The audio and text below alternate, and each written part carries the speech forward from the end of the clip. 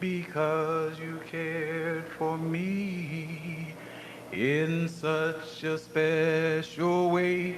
And yes, I'll praise you, I'll lift you up, I will magnify your name. That's why my heart is filled with praise. I love you. I love you. I love you. I'm in Rod today. Because you cared for me in such a special way. And yes, I'm gonna praise you, lift you up, magnify your name. That's why my heart is filled with praise. My heart, my mind, my soul belongs to you. You paved the way for me all through our history. And yes, I'll praise you. I'll lift you up. I will magnify your name. That's why my heart is filled with praise. I love you. I love you. I love you. I love you. I love you. I love you, Lord, today. Because you care for me in such a special way. And yes, I'll praise you. I'll lift you up. I will magnify your name. That's why my heart is filled with praise.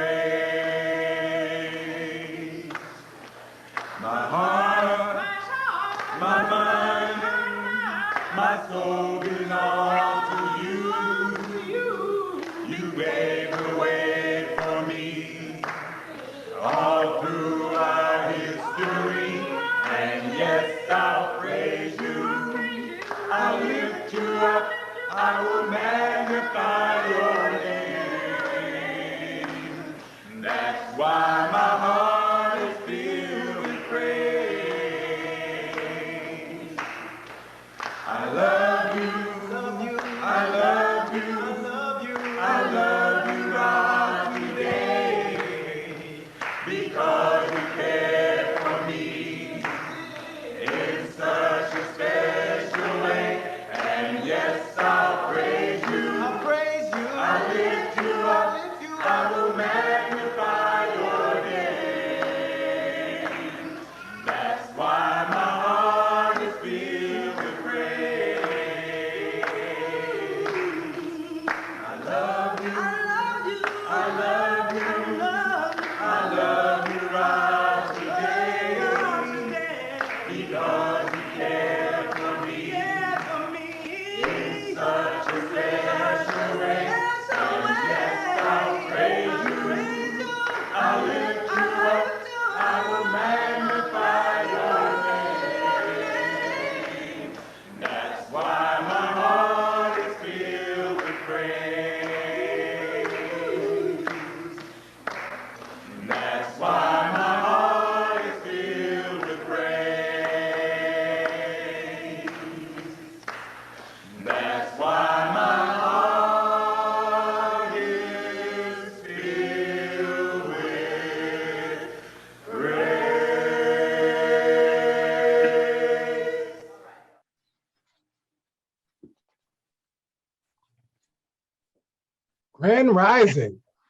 Grand Rising members and guests. Welcome to Wose Community Church. Wose Community Church is a community of the way. The way is M.I.T, truth, justice, and righteousness. We believe in the teachings of our elders and our ancestors that the Creator God created the universe and all life and has placed in each of us a part of the divine spirit. God living in us and through us has given us the right and power to establish peace and justice in all human life and true harmony with all of creation. We believe in the living faith of our ancestors. Our way is not merely ritual or belief. Our way is a way of life. Now we rejoice in the special promise of youth as the Teasley youth lead us in our community affirmation.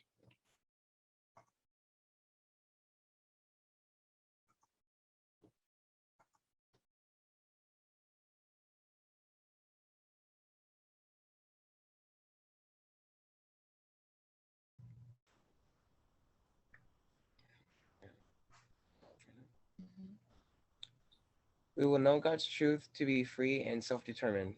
Creator, help us to remember the humanity, glory, and suffering of our ancestors and to honor the struggles of our elders. Let us strive to bring new vision and life to our people. Let there be peace and harmony among us. Let us be loving, sharing, and creative.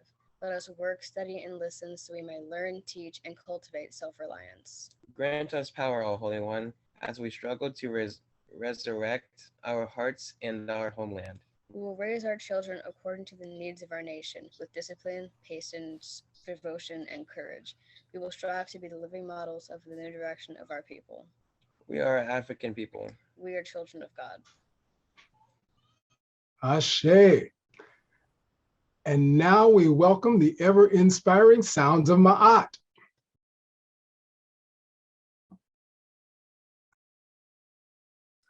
Good morning, Will Say family. We have one hot off the press for you.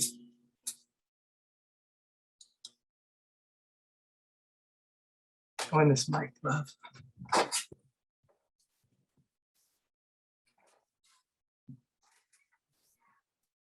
Here we go.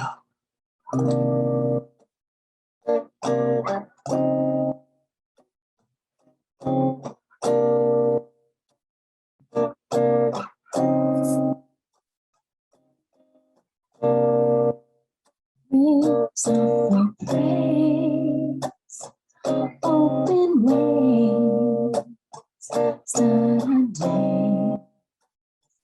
May we raise speech to you, we say true. So we Call on to you, dwell in me, my heart, guide my hands, guide my speech, call on to you.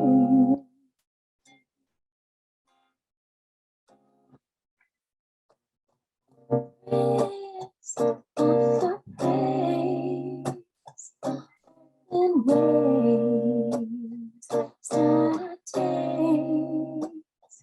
May we raise speech to you, we say true. so we Call on to you, dwell in me,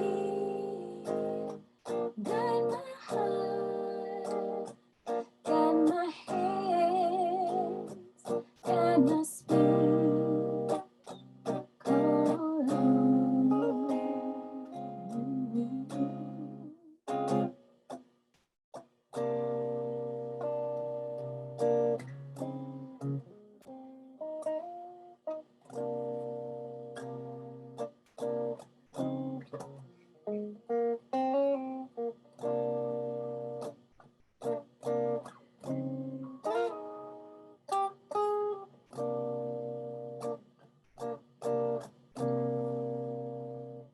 So we call unto you, dwell in me, guide my heart, guide my speech, guide my hands, call on to you.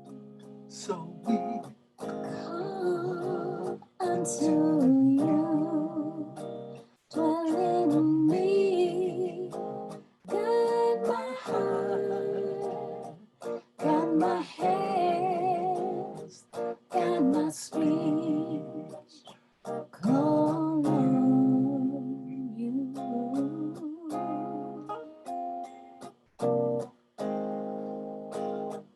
To you, Call to dwell in you. me. Dwell in me. Got my Guide head, got my guide my speech call on you. Call on you.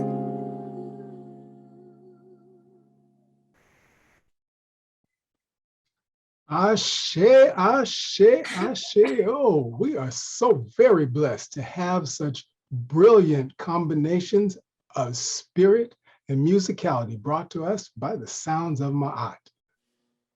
And now, the brother who is our master of all things audio and video, Baba Jeff, will bring us our historical tribute.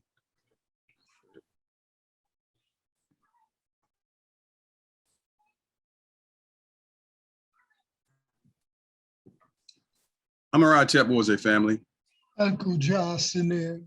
we celebrate African people for multiple generations and in the Wose community as part of our ritual. And we serve to recognize them for multiple generations. And today we hope to add to that.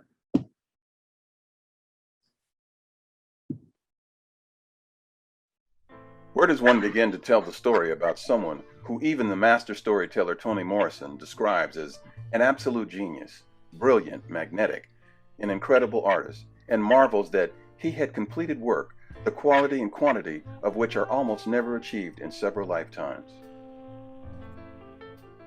Time demands that we experience samples of his life's work, which we will get to in a moment. But it is important to know that this husband, father of 2 boys, U.S. Air Force member, Rutgers University student, educator, and mentor to Black youth, was first and foremost a writer. His writing, poetry, short stories, and novels spanned his life experience and that of Black people, African people in America and the diaspora. His tragic, untimely death at the hands of a New York transit officer on May 23, 1968, initially appeared to end his dreams of publishing his extensive writings. However, with the help of close friends such as poets Eugene Redmond and Quincy Troup, classmates from Rutgers University, and others too many to name, his work, deeply influenced by many cultural icons such as Sun Ra, would, with the help of Toni Morrison, be posthumously published. In addition to receiving the accolades he so richly deserves, he has also been added to the vanguards of a growing genre of artists, Afro-Surreal, which informs the very, very hot Afrofuturism. Check it out, y'all. With that, let's get a very small but delicious and filling taste of Henry Dumas' work. Listen to the sound of my horn. Listen to the sound of my horn, this note you have longed to hear. Listen to the sound of my horn, I say, the music you have hummed by ear. I sound the time to rise for the fields. I moan the rhythm as the congregation kneels. I am the note of air, the voice of your despair. I cry long nights for you, my people. I rise early, pull on my coat of cotton and my shirt of tears, and a smile to mask my fears. I tote water to sun-baked trembling lips, and I sing away the pain, oozing from hips lashed by the chain of years. But now, my people, I have a new song. Listen, America, listen every songless ear. Now the congregation rises. Now a burdened land sings. Now the air breathes fresh. Now the rain fills the buckets. The note makes song, the pain washes away. And my horn of clay airs a long signal motif. Listen to the sound of my horn, my people, this rhythm of years long past. Listen to the sound of my horn, I say. Great music and I have come at last. Emoyeni, place of the winds. Emoyeni, passing, passing. From the tongue of the Zulus comes this word. Emoyeni, place of the winds. You come, we climb the body of the hill, through the bowing of the talking grass, up the footpath where the spirits pass. Look, Emoyeni, passing, rising, by the crumbling rock and the finger reeds, I put my ear to the mouth of an old man. Emoyeni, passing, passing, is what he told me. Listen to the wind, my son. See the coming of its children. Every nation leans down to bite the hill. Passing, blowing, Emoyeni, place of the winds. Come, it is time to make the time. I see with my skin and hear with my tongue. Emoyeni, from the sky. Emoyeni, the tongue of many years passing, where the fingers from the earth rising stroke all the singers passing, passing, by the rumbling of the falling rock, down the valleys of the Congo leaping, toward the body of the hill. Breathe. It is time to make the time. It is my father singing. It is my mother at the river. It is the spear and the chain. It is your time to swallow the hill. Breathe. Emoyeni, passing, passing, behind the dust. Emoyeni, passing, passing, behind the fear. Emoyeni, going, going. I see the coming of the long green rain. Books by Henry Dumas, or if you prefer, Henry Dumas. Poetry for my people. Play ebony, play ivory. Ark of Bones. Joe Noah and the Green Stone. Rope of Wind. Goodbye, Sweetwater. Knees of a Natural Man. Echo Tree. Poet and executor of the Henry Dumas estate, Eugene Redmond on Henry Dumas. In a nutshell, I met Henry Dumas, Chairman, and I met him in August of 1967. 9 months later, a little fewer than 9 months later, he was shot to death under what remain unclarified circumstances in the subway at 135th and Lenox, now Malcolm X Boulevard. And we bonded as we were wont to do in the 60s. I mean, brothers quickly. And I remember the day after Martin Luther King was killed, we were together the evening and Martin Luther King was killed. The day afterwards, we took Henry to buy a weapon. East St. Louis is everybody has a gun. And so we knew it would be, difficult, so we took him to buy a Pearl Handle 32. Some days later, he went to New York to talk to publishers about a possible book contract and to attend the wedding of a friend, and we never saw him again until I looked over in the casket at him later in May, early June. He was killed on May 23rd. I was asked by a man named Edward Crosby and a man named Donald Henderson, bosses at the Experiment in Higher Education, where Dumas had come to teach and where I taught with George Ladner and Catherine Dunham and others, to pull together his work. And they convinced Southern Illinois University into publishing kind of a test edition of each one of poetry and stories. I thought that was it. 1970 came out. I went on from Oberlin to California to become poet in residence there, and I said, that's it. I never knew that 43 years later I would still be executor of his estate. Now, let's listen to one among many questions asked by Henry Dumas during his 24-minute interview of Sun Ra at Suggs Saloon, New York, 1966. I've noticed in my travels that people, when I play your album for people, that they have a feeling of inspiration and a feeling of joy. And this was played for them without any pre-announcement of any kind. Would you have anything to say about your music and its effect and its meaning and purpose to the human soul? Well, actually, I'm painting pictures of things I know about and things I've felt that the world hasn't had a chance to feel it, so I'm painting pictures of another plane of existence, you might say. Something that's so far away that it seems to be non-existent. I'm painting pictures of that, but it's a world of happiness. Henry DeMoss, your work, like Sun Ra's, brings joy and inspiration to your people and people around the world. Henry DeMoss, Ma Keru, true of voice.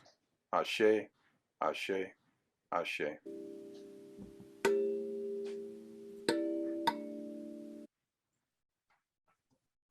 Ashe, thank you.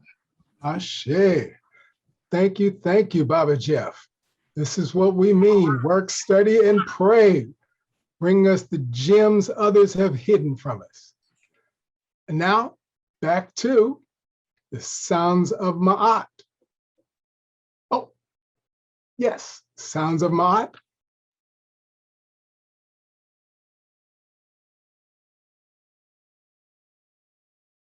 Yes, good morning, good morning.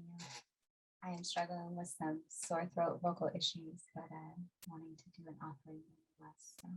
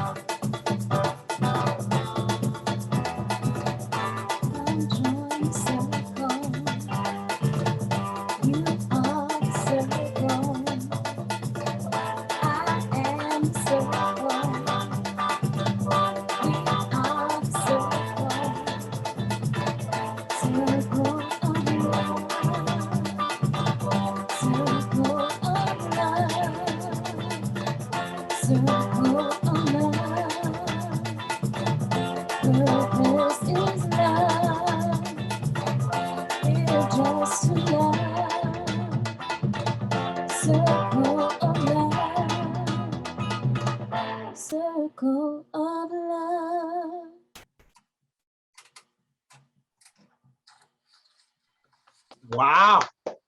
Sounds of Ma'at. I love it.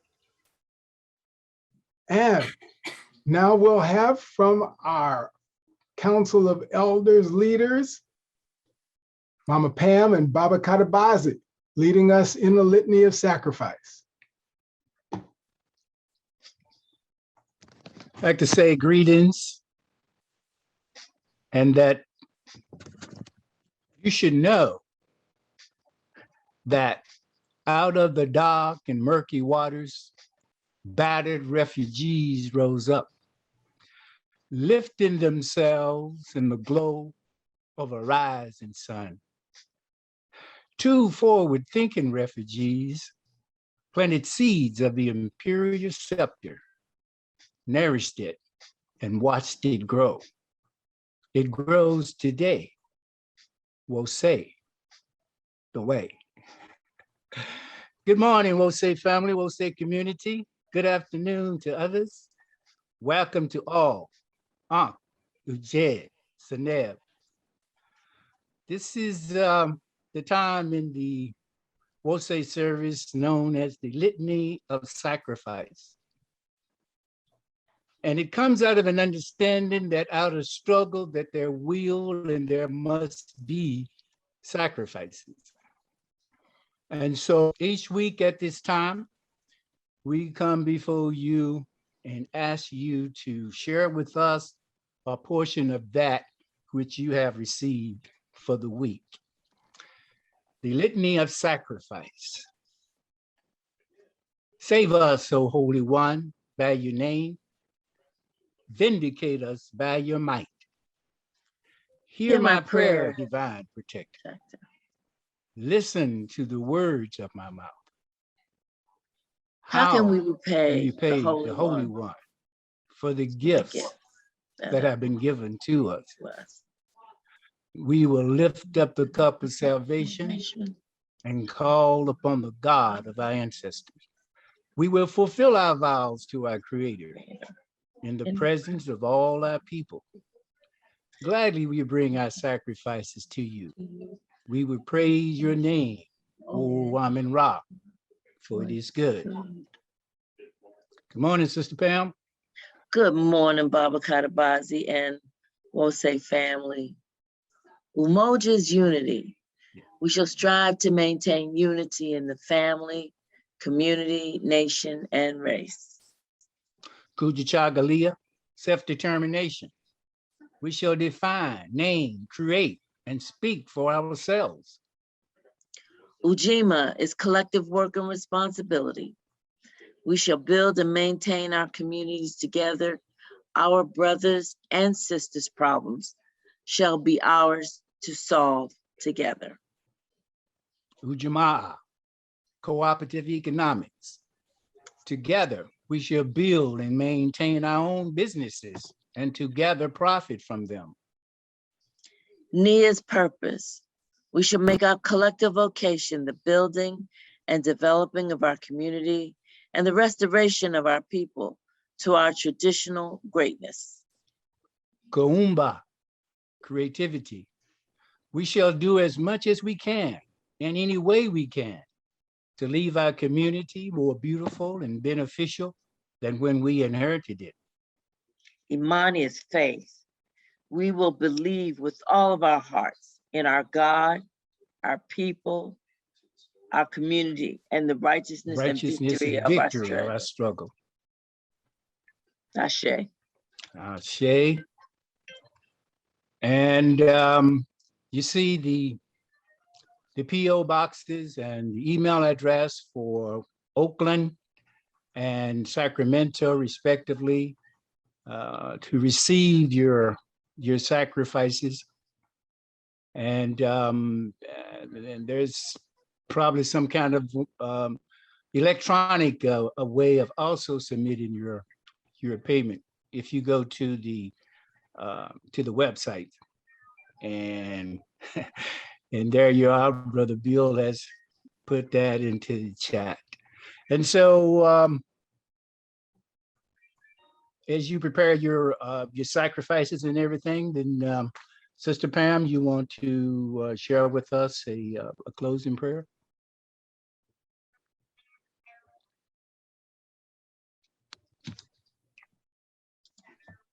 O Holy One, divine protector, God of our ancestors, we give thanks and praises for this day. We thank you, O Holy One, for those who were able to give and those who desired to give and could not.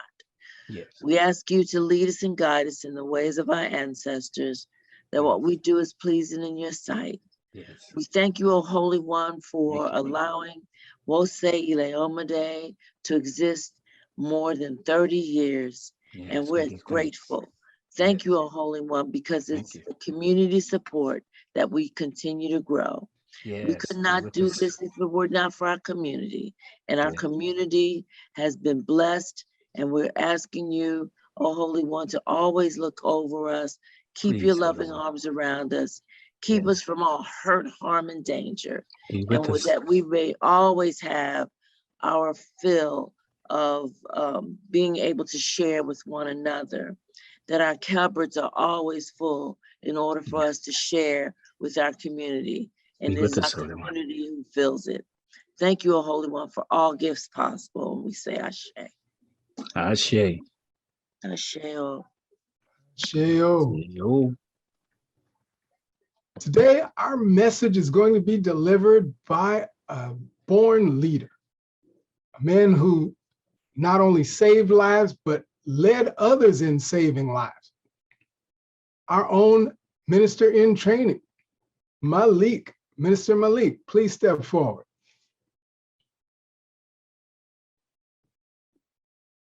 Thank you, Baba Bill. I'm Jobs Neb, Wose family. In keeping with the best of our African traditions, I humble myself and ask for permission to speak before an elder. Brother Malik, bring forth the word, please. Thank you, Minister Makalisi. First, I'd like to give honor to God, Ra, to whom all thanks and praises is due forever and always. Ra, the beneficent, the merciful. I trust and pray that Ra continues to bless each and every one who was on our Zoom site and those who could not make it, you and your families.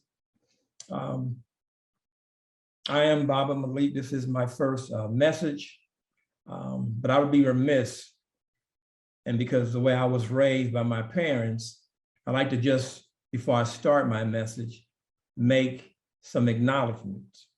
I'd like to first acknowledge our missionary and our leader, Minister Makalisi, who's a multi-talented, as you know, leader.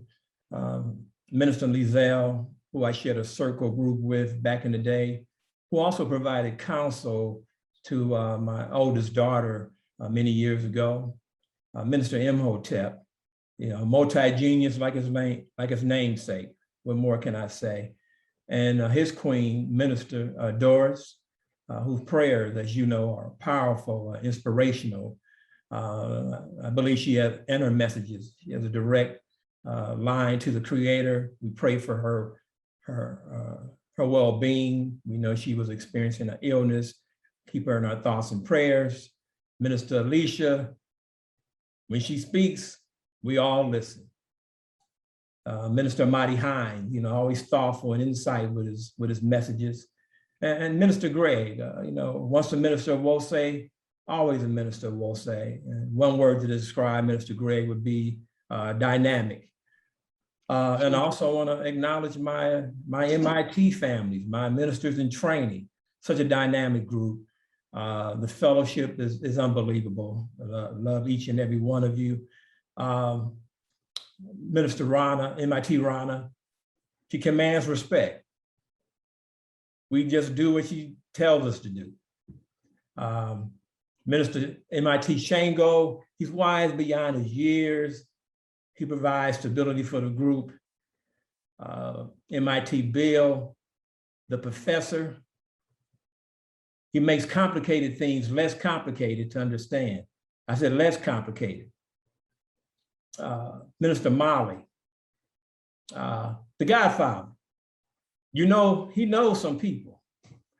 And Baba Tai, let's always acknowledge Baba Tai, the tireless warrior, the glue that keeps everyone and everything organized and on schedule. And now Baba Sidney, I ain't forgot about you, brother. And Minister M.O.T, I have to complain about Baba Sidney once again, because Baba Sidney, now the opening act is not supposed to upstage the messenger. I mean, who's gonna want to see the Isley brothers if the OJs have already burnt the stage down, brother, with that libation that you poured? Talk to him, Connie. And I'm gonna tell you right now, we'll say, my God, this service, I feel so blessed and honored. I almost felt like I should be rescheduled because the bar has been set so high. Just a historical tribute by Baba Jeff, the ultimate professional documentarian, if that's such a word. Mama Akake with her prayer guy sitting right next to her, and Mama Latrice and Baba David. I mean, you guys make beautiful music together. And last, but certainly not least, I'd like to acknowledge my queen, my wife, America Kafele, who I think is in attendance today. She's been in Atlanta providing 24-hour care to our daughter who had major knee surgery since June the 11th. So I just want to acknowledge her for that. And briefly, just a brief bio of myself. 28 years in the fire department. Matter of fact, worked with Baba Tai. At one point, he was the battalion chief in the battalion that I was a captain. And as God would have it, they sent Tai to the big house, and I was promoted to battalion chief, and I took his place in his battalion. And so, you know, those experiences are invaluable. I was promoted to fire inspector, fire lieutenant, fire captain, battalion chief.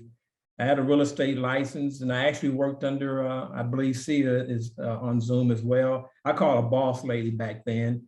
I was a notary. I even had my own LLC at a time, real estate investments. Had amassed actually $5 million in real estate, and then the recession hit. I had all the trappings of America, you know, the cars, you name it, BMW, Porsche, Tesla. Now you probably say, why are you telling us all this? Is it to stroke your ego? No, absolutely not. I'm telling you this because I simply want to say to you, Wose, with all those trappings of America, with all those individual successes, my belly was never full or satisfied. I never separated my success from the plight of my people. And so, you know, throughout my career, people would say, Malik, you're so militant. Everything with you is always about race and racism and black and white. And I said, well, you know, thank you for that compliment. I know militant wasn't meant to be a compliment, but absolutely, I'm a Black man in America. And has systemic racism been abolished? Are we not being terrorized in our communities by the cops? Do Black people not lead in every category that is devastating and negative? So yes, I'm militant, absolutely. And I love Black people, and everything I do, everything I've tried to do has always been in the best interest of our people. When I was Black Firefighters President, I invited Dr. Wade Nobles, who was having some internal issues.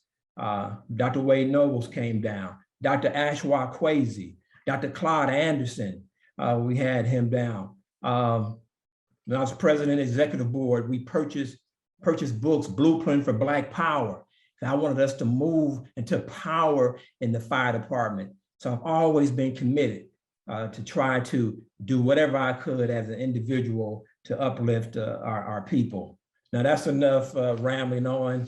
I know Bill's looking at that watch. Today's message, Wose, and if I could share my screen, Minister M.I.T. This is where, let's see.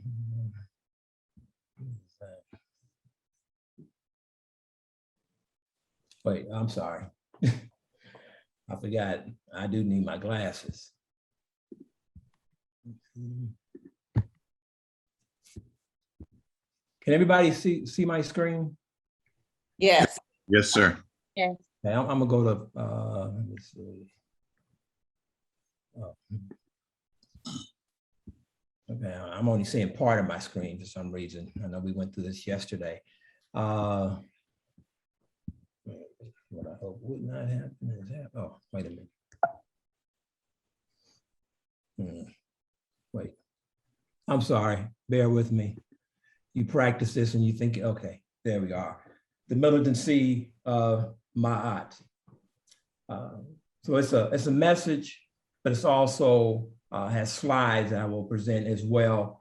The slides will focus briefly on 6 central topics and how the militancy of M.I.T can, and in my opinion, must manifest in self-centeredness, religion, education, economics, politics, self-defense, self-preservation.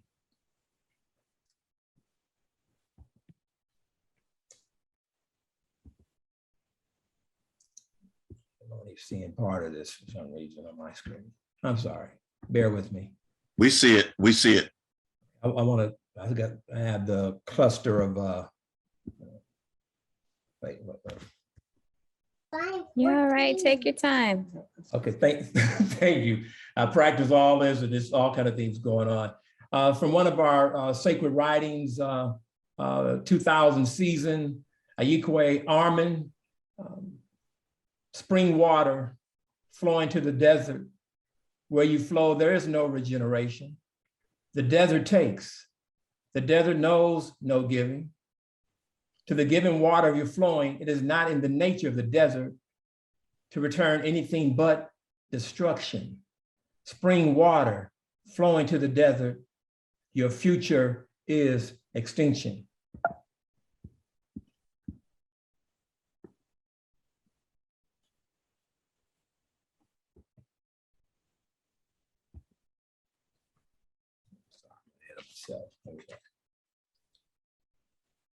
Now, speaking metaphorically, isn't it obvious? Slides are really quick. Speaking metaphorically, isn't it obvious that the spring water spoken of is us? Excuse me, Black people, the life force chosen by God to be the spiritual embodiment in tune with the universe and all of nature. We are the direct manifestations of God in human form. And isn't it equally obvious that the desert is America, a land of death, despair, destruction, degradation, dehumanization, and decay, where injustice abounds. Black people, we have been the moral and ethical consciousness and the spiritual thread which has held the American fabric together, although shredded, tattered, and torn, with the illusion of freedom, justice, and equality for all for over 400 years and counting. We tell women all the time when they are in an abusive relationship to leave the abuser before he escalates, resulting in their death. Surely this 400-year-old relationship with America has been an abusive relationship.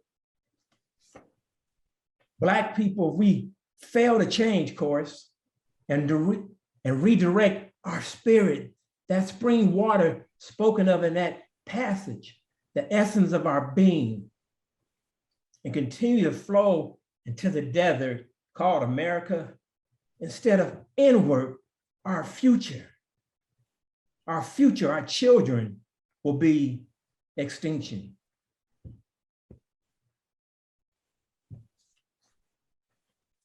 Sometimes, I'm sorry, that's not good.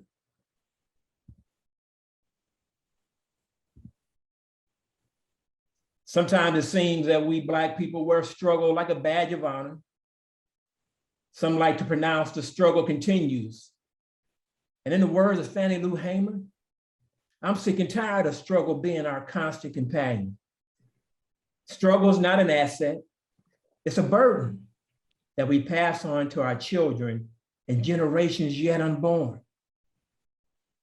Our children are inheriting our unfinished business of establishing Black power. The very first thing that African people must do is survive, not just individual survival, but as a community, nation, and race. Our collective survival is predicated upon what we are able to produce, maintain, and equally important, protect. In order to thrive, it's imperative that we secure the basic necessities of life, food, shelter, clothing, and creating an economic system that affords sovereignty and independence, freeing us from the dependency and reliance upon others. We as individuals and collectively also have the moral and ethical imperative for securing weapons for self-defense. Now, I'm not advocating weapons. I'm not advocating that everybody goes out and buy a gun. I'm just telling you, we must be able to protect that which we have for self-defense, not agitation, not aggression, to protect ourselves, our families, and our community at large. No one else is responsible for protecting us but us. After 400 years and counting, white America still suffers from the dis-ease of racism. And it is white America's problem and white America's problem alone to cure themselves of this dis-ease of racism. It's not ours. Our responsibility is to unapologetically and constantly remind America of its cancer of racism and continue to prescribe the ethical, moral, and spiritual prescriptions America needs to avoid a premature death. That's right, death. Death of this disease-filled, pulseless body of destruction, degradation, oppression, disorder, chaos, dehumanization, and injustice.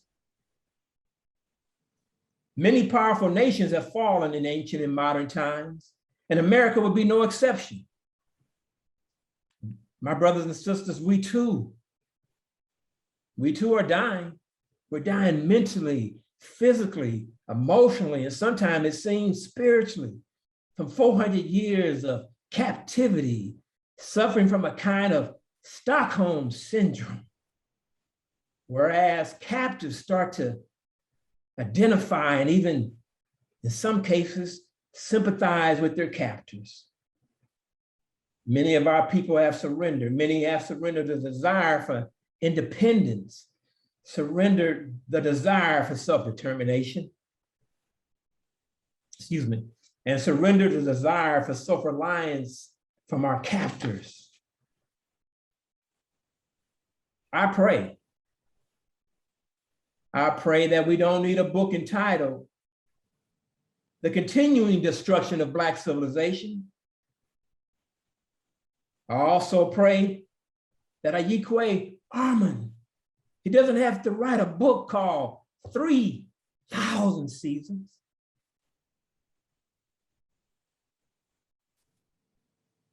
I truly believe with every cell in my body, if not for the true nature and essence of Black people, who are the most spiritual people who have ever walked the face of this earth,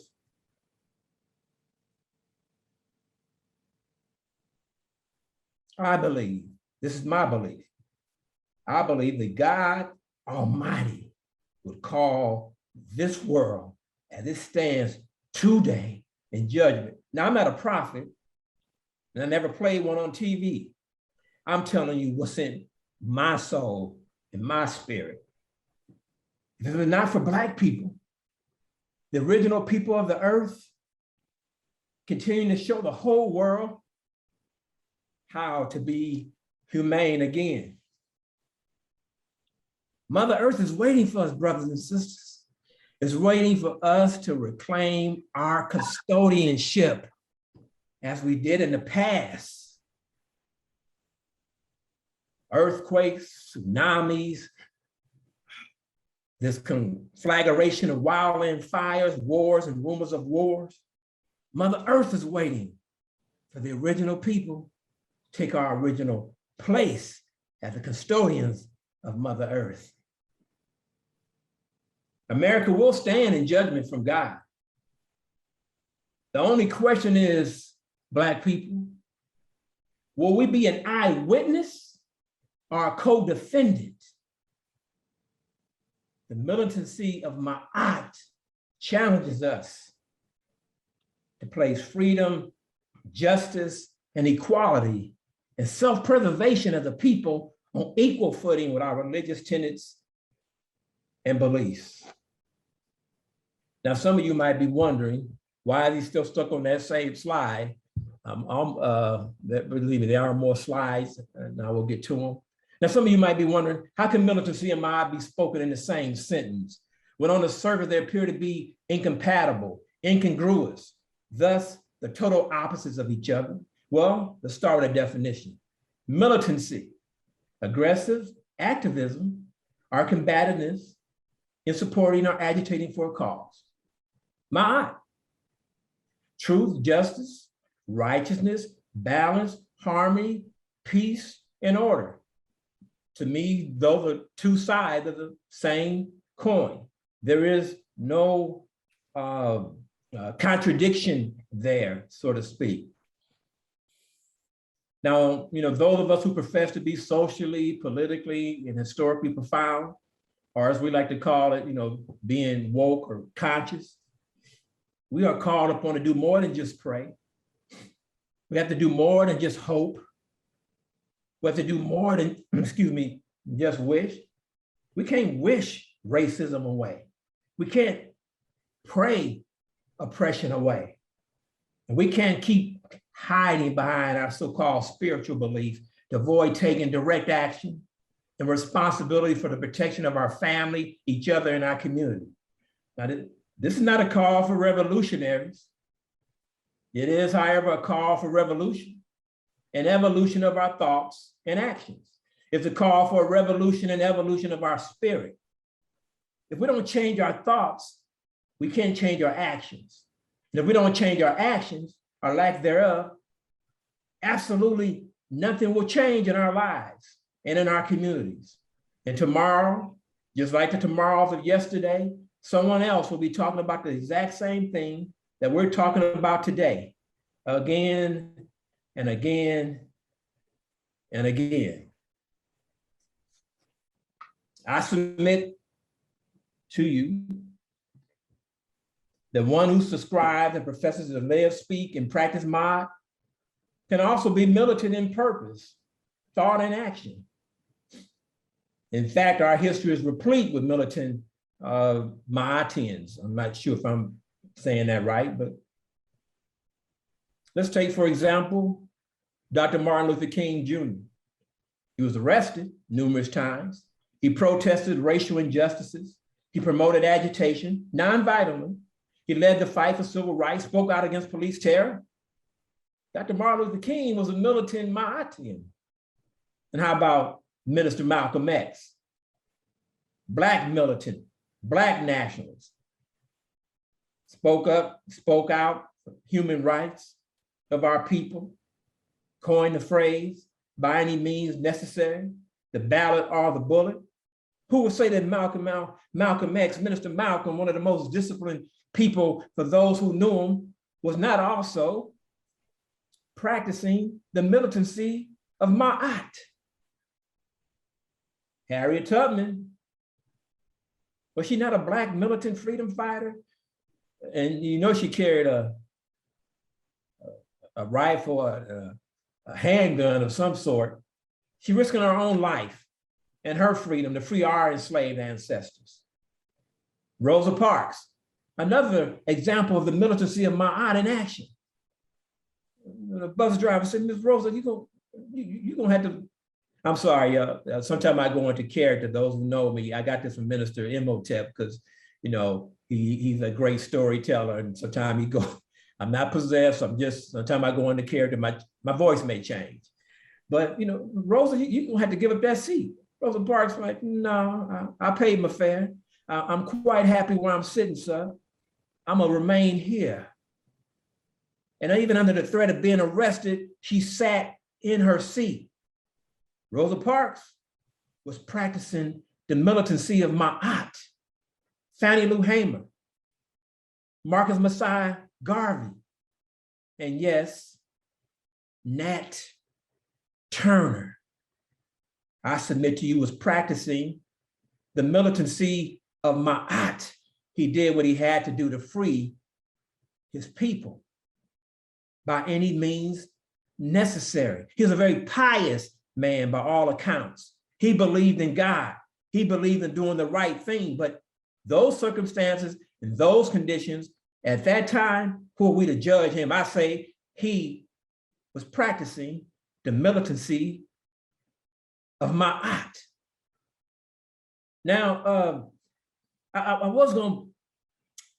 started to put President Obama, that's really what this slide is for. I started to put President Obama on the list, but Baba said he didn't make the list. He didn't make it. Because he had 3 opportunities to nominate a Black woman to the US Supreme Court. Our ancestors chose a Black woman, M.I.T, to be the manifestation of the feminine principle of God. Thus, the US Supreme Court will remain illegitimate until M.I.T is seated firmly upon her throne, until a Black woman is sitting on the throne, on the so-called highest court, the white supremacist court, the white nationalist court. Can we really truly expect justice? Somebody got to put a Black woman in her rightful place on the throne of justice.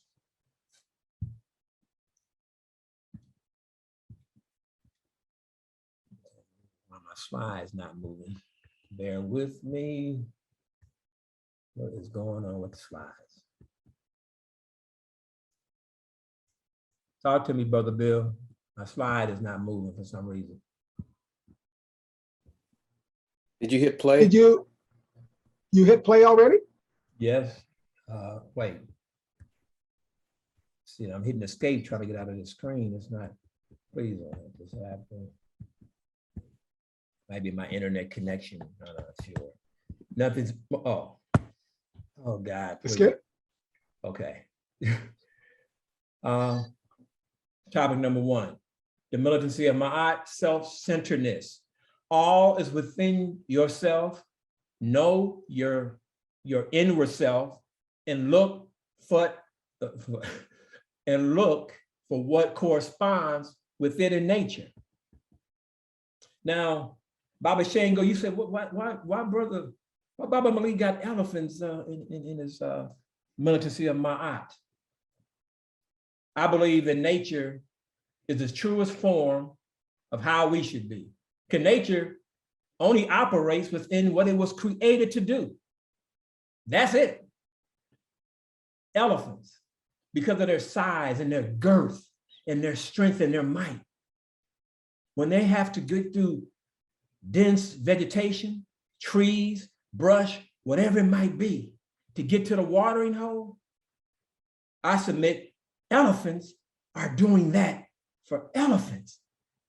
Now, if it benefits giraffes and zebras and other animals, that's fine, that's beautiful, so be it. That was not the elephant's intent. What's your point? My point is, sometimes we have to practice, live self-centeredness. I'm not talking about being selfish. I'm not talking about being self-righteous. I'm not talking about not caring about other people. I'm saying putting us first, because too often, way too often, Black people, because Black people, we are xenophile, right?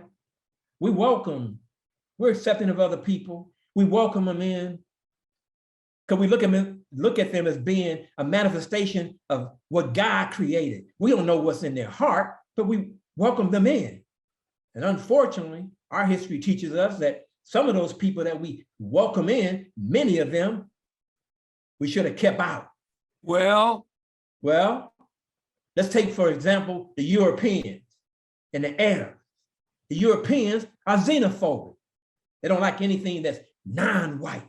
They don't trust any other cultures. They don't value, quote unquote, what is different, as if they are the model that we have to follow. Never have been, never will be. But they were xenophobic. Africans are xenophile. I'm not saying it's bad. I'm saying it's good. when you are dealing with someone who has the spirit of Ma'at in them as well. We can't keep allowing people to come into our homes, our countries, our lives for that matter, who have ill will and ill intentions. We got to be discerning. Use the third eye, the eye of Heru. Be discerning. The elephants know this. The militancy of religion. I got this from Minister M.I.T. As you can see, this draft slide shows a brain with it's shackled. It's shackled to Freemasons. It's shackled to Christianity. It's shackled to Judaism. It's shackled to Islam. But you see, look at it. That's you, Wose. That's that key. That's you. That's what we have to invest in. Why would we want to follow Johnny come lately? Every religion that exists, according to every scholar that I've read, and I know I'm preaching to the choir, but just humor me. Every religion that exists has some aspect of African spirituality. They have plagiarized and stolen. They've done everything except give us due credit. That's the only thing that's going to free us mentally. We're not shackled and chained physically, at least some of us, but we definitely are shackled when it comes to spirituality. I love Dr. John Henry Clarke. I had the pleasure of meeting Dr. John Henry Clarke on several occasions. Liberation, every single thing that touches your life, religious, socially, and politically, must be an instrument of liberation or must be thrown into the ash can of history. Dr. John Henry Clarke, that's clear.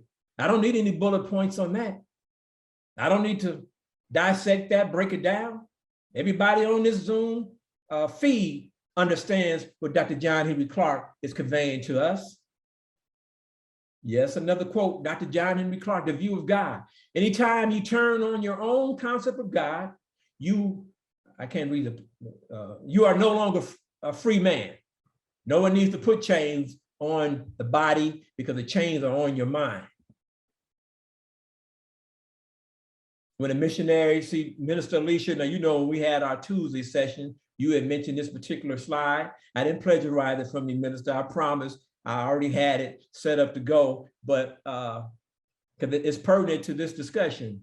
When the missionaries came to Africa, they had the Bible and we had the land. I'm sorry, because there's nothing funny about this. They said, let us pray. We closed our eyes. When we opened them, we had the Bible and they had the land. The militancy of Ma'at in education. Only a fool would let his enemy teach his children, Malcolm X. Well, you know, thank God for Ile Omide and the other schools. Ile Omide and other African-centered schools, they are turning out geniuses because the foundation of our children is built upon the knowledge of themselves. They don't have to be afraid of math, science, chemistry, because they know all of those things have African precepts.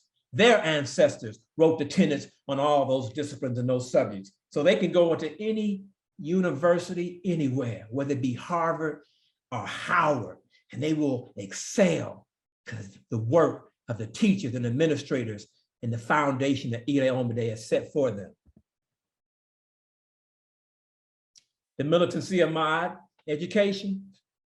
You can be educated in soul, vision, and feeling, as well as in mind, to see your enemy and know him as a part of the complete education of man. Thank you, Minister M.I.T, for providing me with that verse from the Honorable Marcus Messiah Garvey.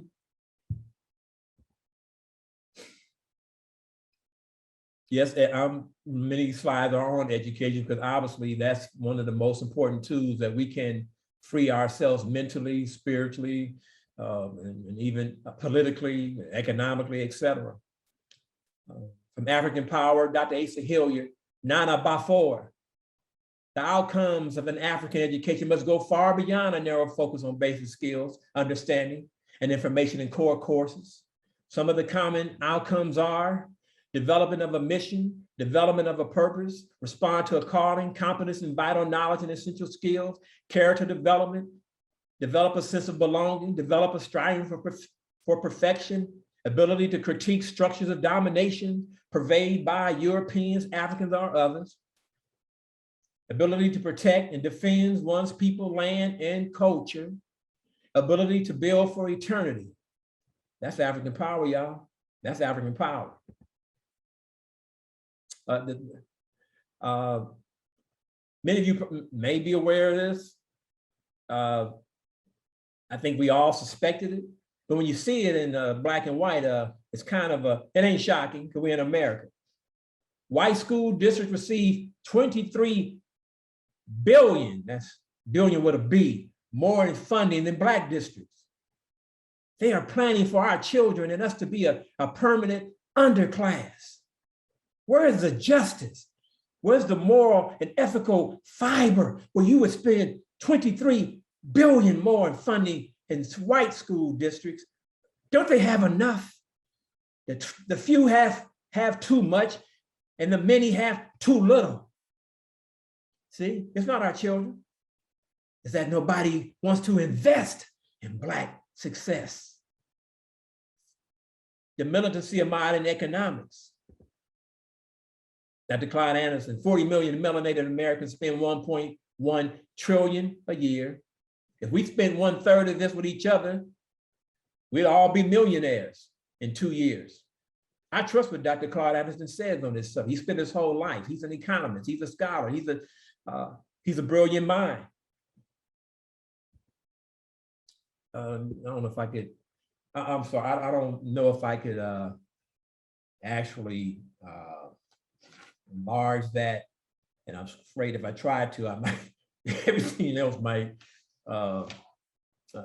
get out of whack here. So I'll just read it briefly to you. I'm trying to be conscious of the time as well. I think I already, let me see. Key points. Here goes some key points. And here's the economic state of Black America in 2020. Despite, I'm not going to read them all because it's too many. I just highlight some. Despite the significant economic progress over the past decades, Black Americans experience far worse economic conditions than their than whites or the population as a whole. Nothing shocking there. The difference in unemployment rates for Blacks and whites, it shrinks for college graduates. However, even in the current strong economy, the unemployment rate is 50% higher for Black Americans. The typical Black household earns a fraction of what white households earn, just 59 cents for every dollar. The gap between Black and white annual household income is about $30,000 a year. The median wealth of Black families, $17,000. It's less than 1/10 of that of white families, $171,000. Is it no wonder that we struggle economically? Which means whatever we have, we better start spending it with each other.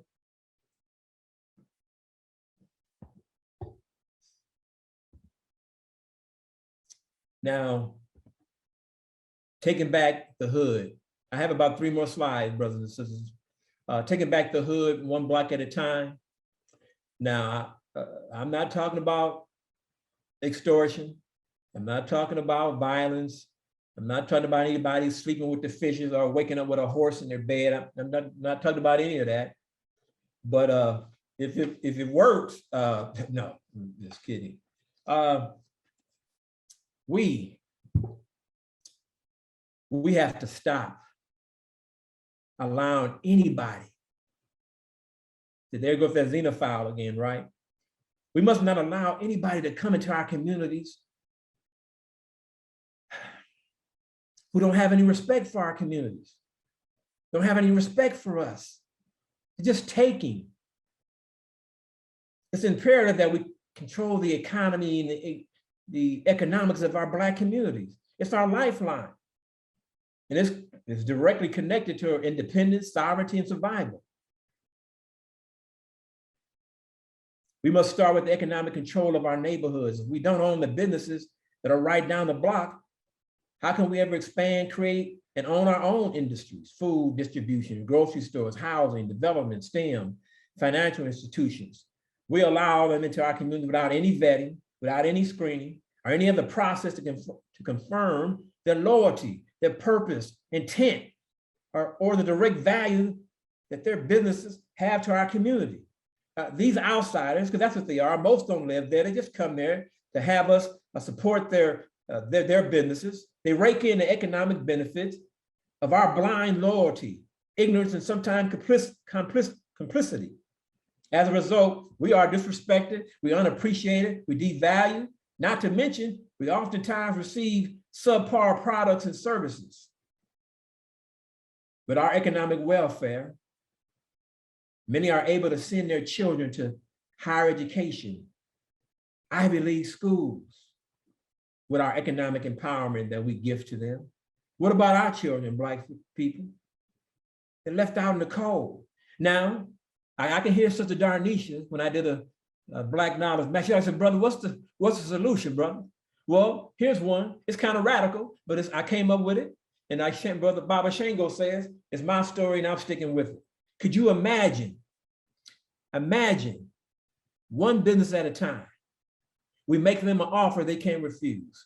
I'm not talking about violence. I'm not talking about extortion. I'm not talking about any of this. We do the economic research of what that business is worth. And we go into that store. We talk to the proprietor. We say, hey, you know, it's a nice store you have here. She said, oh, it's beautiful. It's a beautiful store here. How, you know, and we have a little chit chat. He said, how much you selling the store for? Now, of course, every one of those ethnic groups gonna tell her, oh, it's not for sale. I'm sorry, not for sale. He said, well, you know, imagine this. He said, well, we want you to consider selling it to us because we want to own the store in our community. They turn you away. They say, get out of here. Imagine if Black people were unified. At least if we had 70% of that community where that store is located, and we asked Black people, would you be willing to not shop at that store? Yes, you're gonna have to go to another Korean or Arab store. Look, I don't have all the answers, but I'm just starting with this one store on the block. Will you be willing to not shop there? They said, well, what do you mean? Not shop there, because what we want to do is convince them to accept our business offer. Our business offer was for full value. But if you don't shop there, eventually, because remember, all the consumers who come in, that's all we are, all the consumers who go into that store are Black people for the most part. Ain't no Asians coming into no Asian store in the Black community. Ain't no white people coming into the Asian store in the Black community. It's Black people. So we got the power, but we got to know how to use it. So imagine you make that offer, you got at least 60%, because you know nothing's 100% with Black people. Can't get everybody, but good Lord, if we can just get 40%. They have a 40% drop in their inflow. What happens? You know the same group that went to them 2 weeks ago? We're gonna go back to them 2 weeks later. Say, hey, you know, how business? Ooh, the shelves kind of, you wanna consider that offer?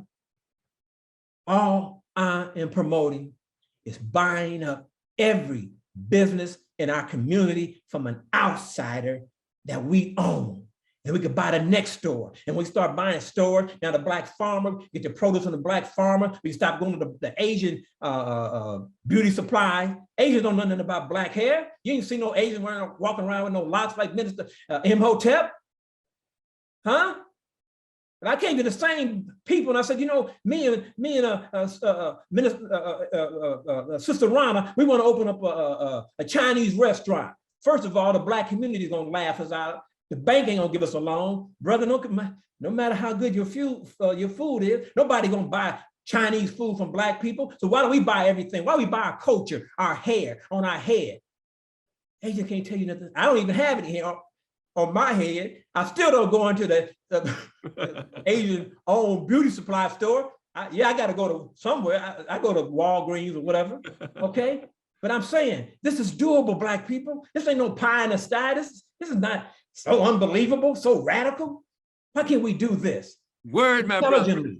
Intelligently. I'm not talking about just a bunch of us put on a bunch of African garb going in, Black boots stomp the door open. Hey, we want to buy this store. I'm talking about a business approach. And if I don't know much about business, but it's a whole lot of people on this Zoom who do. How do we write up a business plan? How do we make them an offer they can't refuse? I guarantee if we tried that, it'd be successful. Because we got the power. 40%, don't go in there, please. Don't go in the store, and we're gonna buy that store. We're gonna give you better service, lower prices. They're gonna be Black owned. And also, we need to make sure we extend that to who polices our community. No outsiders coming into where we live. Those are overseers coming in and abusing our family, our community. They don't serve to protect and serve. No. See, I talk too much. Every time I talk long, for some reason the slide it freezes up. Oh God, I know, Bill. I'm about to wrap it up, bro. Just let me get by the next few slides. You okay, brother? You okay? I'm in your corner, brother. All right, Shango. Keep an eye on him, Shango. Don't let Brother Bill hit that. I don't know. I got my eyes on Brother Bill. Okay. Well, you know, I may not be able to show a visual, but like Minister M.O.T always told the show must go on, right? So I don't know what the next slide is. God, please let it come in. I'm so hot I think my computer is hot, so now they don't want to operate, don't want to cooperate with me. Okay, let me. So we did economics, right? We did. I got papers all over my table, y'all. You know, we did education. Let me say the number 10. So let's go to. Yeah, okay, Shango. You'll like this one, brother. I don't have a slide to show right now for some reason. You know, like I said, if something can go wrong, it will. I don't waste enough time trying to stall. Let's go to the militancy of my religion briefly. Amen. Now, you know, religion, that's one of the most, and not the most sensitive, controversial, and defensive subjects to raise, discuss, and debate. God have mercy. You start talking about people, all of us do. We get dug in on religion. We are like God is somebody we dating, so don't start talking about religion, because you're gonna be in for a long discussion. But it's been used against us as a tool for subjugation, enslavement, oppression, and the misogyny of women. God has been used by European and Arabs as a co-conspirator to justify the theft of indigenous people's land, lives, and our legacies. We told about the curse of Ham. How can the original people be cursed with blackness? Nobody would be on the face of the earth if it wasn't if God, when God said, let us make man, he wasn't talking to no white folk. He's talking to Black people. Come on now. Destined to be the hewers of wood and drawers of water, the servants of God. We've been our minds have been indoctrinated with mind control and submission. Love thy enemies, turn the other cheek. Who taught our people to love thy enemies? Our enemies did. And look, turn the other cheek. Look, if you're not going to defend yourself, just run, please. There's no need to stand there and get a beat down. Just run. I'm not going to love you love pedophiles, you love murderers, you love sex traffickers. No, that don't make any sense. That's not intelligent. Love goodness. Does God love Satan? Absolutely not. Because if that was true, there would be no such thing as sin. No, we got to be discerning with who we love. Sometimes I wonder, can we sometimes be too religious to a fault? Can we be too religious to a fault? Now I'm gonna give two quick examples, and if my screen doesn't, just bear with me. Now this one, now I want to say that I'm gonna preface my remarks by saying this. I do not intend to disrespect anyone. I do not It is not my intent to make any inimical comments, disrespectful comments about anyone. But I want to talk briefly about this thing called forgiveness. Come on, Shango, give me an amen, brother. Amen. Now look, forgiveness. Oh God. The automatic act of forgiveness, brothers and sisters.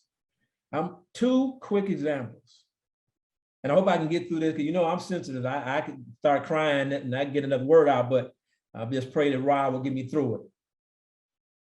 The AME Church in South Carolina, the African Methodist Episcopal Church, 9 saints, 9 parishioners, 9 beautiful Black people in complete submission to God, in prayer, slaughtered. I'm trying to control my words here, by a demon in cold blood. Word. And I never forget, it's seared in my memory. And I don't want to these are not my family members. So I'm not trying to disrespect their family members. But I remember when that demon was brought into the court for his first arraignment. And I saw the young Black woman. She had to be assisted. She had to be held up. She was in so much pain and anguish. And she said these words, "I forgive you." I don't know if I tore up something in the house. I had to ask my wife. It hit at the core of my being.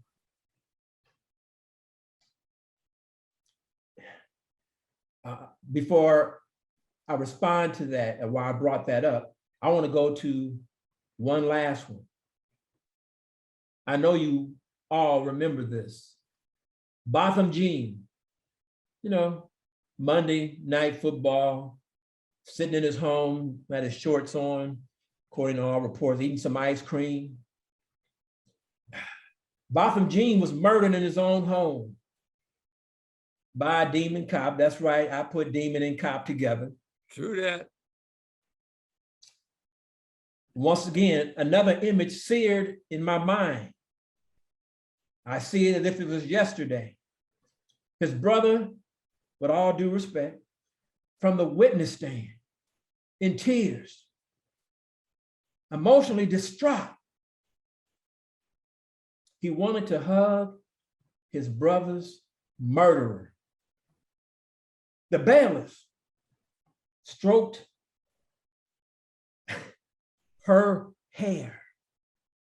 And the judge, who should know better, how can you be wearing the black robe of a star? You are not worthy of wearing that, judge, if you lack that robe of Asar, if you lack common sense. He gave her her personal Bible. Brothers and sisters, Black people, I love you. But I don't speak for God, but I think I might be okay when I say this. Forgiveness is not automatic. Forgiveness is an act of remorse. It's an act of redemption. It's an act acknowledgement of guilt and repentance. Now, because see, one, if I make my wife upset, I got to say, I'm sorry. One who wholeheartedly wishes to be forgiven, they seek forgiveness through sincerity of heart. Now, you can forgive all the people you want. I can go on a 7-state killing spree, kill everybody. And somebody can say, I forgive him. But trust and know this. Only God Almighty truly knows what is in a person's heart.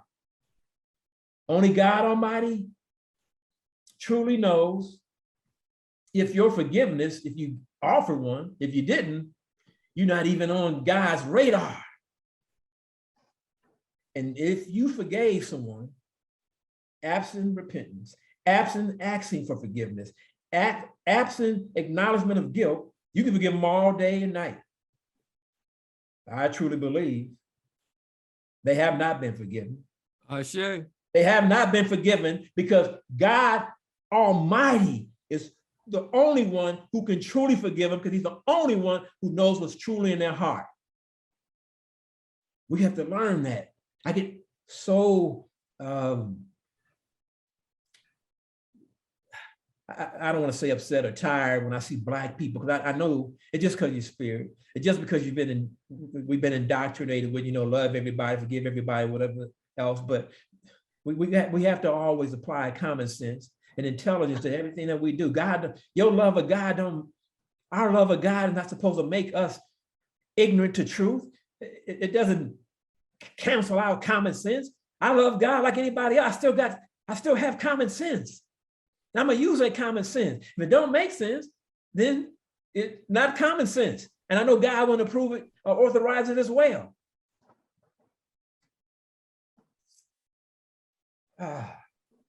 We got to disregard some of these falsehoods. They only lead to further self-degradation, self-destruction, and menticide. Now, brothers and sisters, look, my slide stopped. I didn't get a chance to get to, but all due respect to the production team and you. You didn't come here to hear me rambling on all day. If it pleases the church, I'm going to stop now. I didn't get a chance to do the one on maybe that's a sign. I don't know. I didn't get a chance to do this one on self-defense. And Sister Darnisha, yes, I had slides that was going to go into some positiveness, some beautiful words, encouragement, a view from the bridge. Those things, maybe at a future, if I'm allowed back to give a message. I can take it straight with no chaser. All right, sister. I know, Queen. But I always hear you in the back of my mind. You say, "We know that, brother. Give me some solution." We all got that. So I say that out of respect to you and love for you, sister. So trust and know that. So I'm just going to stop here because I don't have the other slides to show you, and then plus it's already 12:20. And I know we've got some other unfinished business we need to handle. So just let me say this, thank each and every one of you. I should have asked Sister Connie, Mama Connie, to see how many participants were on before I started. And then I can see how many was left when I finished. But there's 51 and there's no need to apologize. Even the Hosea took several chapters and several books. Yes, brother. We'll just be back soon. Right. It's just absolutely. But to all the ministers in training, I'm gonna tell you, this has been a journey for me to get here today. I can't tell you how many sleepless nights. I can't tell you, I got papers everywhere on the floor. I got 900 books on my desk. I talked to Minister M.I.T. He said, "Brother, don't try to tell him everything you know in your first message. Now you know how Minister M.I.T. talk. He talked. I said, yes, sir. Okay, brother minister. I'll take out. I had 22 pages, but I can narrow it down to 12. But I just want to thank you for listening to me. I hope that I was coherent. I hope I wasn't too emotional, too loud, too militant, and all of other kind of stuff. And I hope that I conveyed what it was my intent to convey to each and every one of you. And with that, I say, amen, ashe, ashe, amen. All thanks and praises due to the Most High. That's my message. And as Baba Shango, and I'm sticking to it. I say, thank you. Ashe. I love you, brother. I got you back. I love you. Much love. Ashe.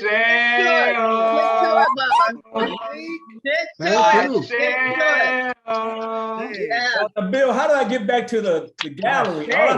I can't even get off the screen right now. You should be. There you go. Got it. Oh my God. No problem. All right. Oh my. See, look, bro. Say, look. See. Oh my. See. Oh, look at. Oh my God. I love you, brother. I love you. Excuse me. Oh Lord. Sisters and brothers, can I know that Baba Sidney is doing the invitation, but I'd like to do a song. as Brother Malik was talking, he used that phrase "right on," and I'd like to give an invitational song now, and then I'd like Brother Sidney to come in, and those of you that want to join today, because the militancy of M.I.T, there's so many dimensions of M.I.T that Brother Malik talked about. But if we're just going to take a minute, and if you want to raise your hand, or if you want to reach out in some kind of way to let us know that you want to join us today, please do.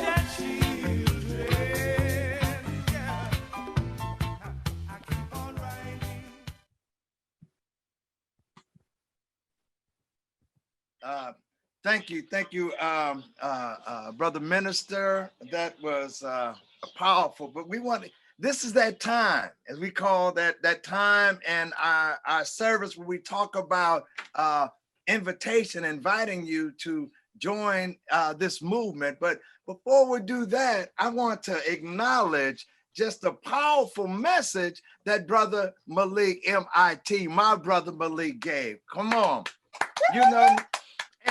And what we love about it is that he came from the heart. You know, he was speaking from his heart. And if we go deeper and we look into the comedic sense of who we are, your heart is the center of your intelligence. It is the center, the essence of who you are.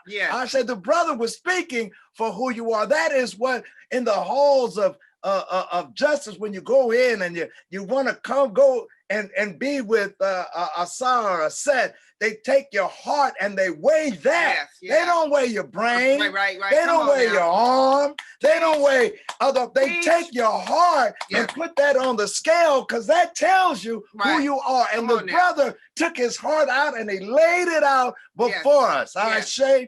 And as he talked about the militancy of M.I.T, you know, I mean, we're kind of a different generation. We're kind of we have a different way of looking at things. I say that some people, as Brother Malik had talked about, this whole idea of love thy enemy and turn the other cheek. Well, M.I.T doesn't teach us that. Right. And he gave it to you. He said, no, read M.I.T. There is a militancy. There is a commitment to M.I.T to do right, to be right, to think right, to act right. This is what we do. Yeah. And here at the brothers laid it out. Yes. If you want to be a part of this movement, if you want to be with people, like-minded people that are moving forward to something that our children could look at, he got into the education. He got into the education. He talked about John Henry Clark. He talked about Asa Hilliard, some of our giants, Malcolm X. They all talked about the importance of our education. This is what we're doing here. We're joining this movement. We're asking you if you feel something in your heart, if your heart is like Brother M.I.T. Malik's heart and it is open and this is where we are. We're not turning the other cheek, but we're organized, we're galvanized, and we're trying to bring the community together. Come join this movement. Raise your hand, put one of the little icons up saying, I want to be a part of this movement. I want to be on the front line with Brother Minister Malik. I want to stand there, and I'm standing there with you. If you want to be a part of this movement, raise your hand, clap, do something, put something in the message box. We have somebody going to pull it right out. Our brother Ty, Baba Ty, will take it out and we'll reach out to you. So let me know if you want to be a part of this movement. Now is a good time to just say, count me in. I'm standing with my elders. I'm standing with my ancestors. I'm standing on righteousness. This is what we do. This is what we do. So give you another minute. Folks, reach out. If you're interested, if you want to do it, if you're feeling it right now, today is a good time. Today is a good day. Just reach on out and listen. I just want to say again, my M.I.T. brother Malik, he done lifted that bar and moved it up another notch. So we got to continue to go higher. All right, we got to continue to go higher. So it's on the ground, Malik. There you go. We want to reach out and go higher. So we're going to, at this point in time, kind of bring the service to a close. But like I say, there's plenty of time for you to reach out and acknowledge. And if I can call on our minister, the minister emeritus, the minister of all ministers, the spirit behind this whole Wosei movement, if I can call on our minister Makalisi, if he could sing or lead us in the Black National Anthem, we would be more than pleased, sir. Ashe, Amin Ra, Hetep will say. We had a very powerful message today, the militancy of M.I.T, something that we all need to pay attention to get it in our hearts and do what that leads us to do, to protect ourselves, to advocate for ourselves, to protect our children and generations beyond our imagination. That's not going to happen just waiting for some magic wand to come out of the sky. Ashe, Ashe. So we want to raise up this song and lift every voice and sing, let it radiate, resonate, vibrate in our hearts and our souls and our minds. And so here we go. Lift every voice and sing till earth and heaven ring with the harmonies of liberty. Let our rejoicing rise high as the glistening skies. Let it resound loud as the rolling sea. Sing a song full of the faith that the dark past has taught us. Sing a song full of the hope that the present has brought us. Facing the rising sun of our new day begun, let us march on till victory is won. March on with Amin-Ra. March on in the spirit of might. March on with September power every day, every hour. And let's do all we can for truth and justice throughout this land.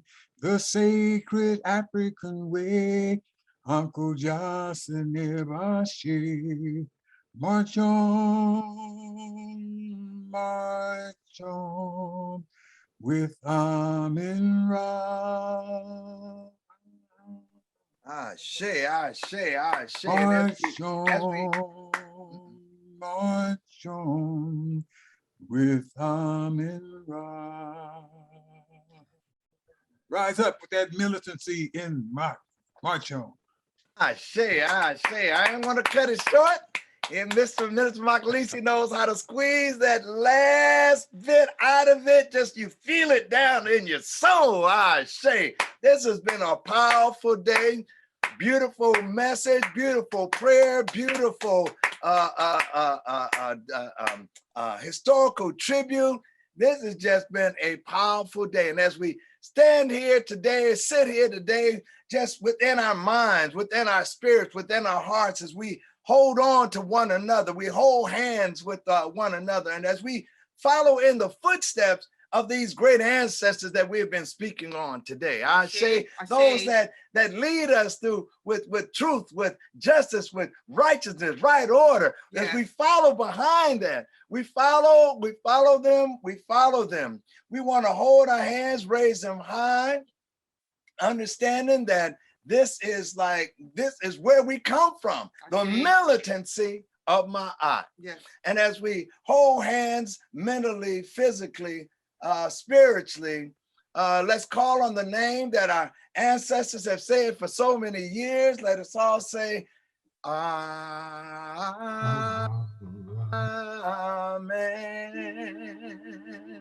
Amin-Ra. You are the most beautiful people on the face of this earth. Ashe.